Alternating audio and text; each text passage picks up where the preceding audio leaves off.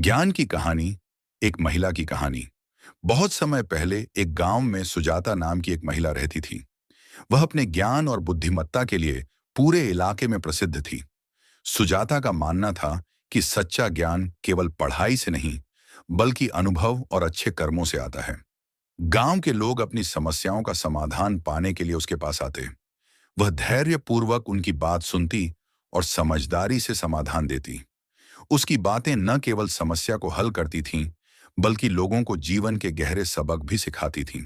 एक दिन एक व्यापारी उसके पास आया। वह बहुत परेशान था और बोला, सुजाता जी, मैं दिन रात मेहनत करता हूं, फिर भी मेरा व्यापार घाटे में जा रहा है। क्या मैं अभागा हूं?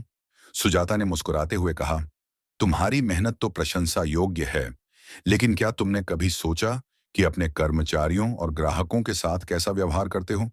व्यापारी ने चुपचाप सिर झुका लिया। सुजाता ने समझाया, केवल धन कमाना सफलता नहीं है। सच्ची सफलता लोगों का विश्वास और सम्मान जीतने में है। अगर तुम अपने आसपास के लोगों के साथ न्याय करोगे, तो तुम्हारी मेहनत रंग लाएगी। व्यापारी ने उसकी बात मानी और अपने व्यवहार में बदलाव लाया। धीरे धीरे उसका व्यापार बढ़ने लगा और वह गांव का सबसे सफल व्यापारी बन गया।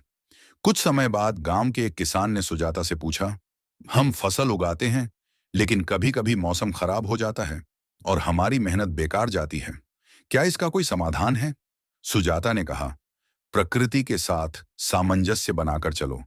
यदि बारिश न हो तो जल संग्रहण का प्रबंध करो और नई तकनीकों का उपयोग करो। साथ ही कभी हार मत मानो, कोशिश करते रहो, क्योंकि असफलता ही सफलता का पहला कदम है। सुजाता की सलाह ने पूरे गांव को नई दिशा दी।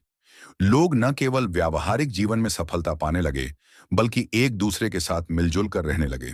सुजाता की शिक्षा ने गांव को खुशहाल और समृद्ध बना दिया।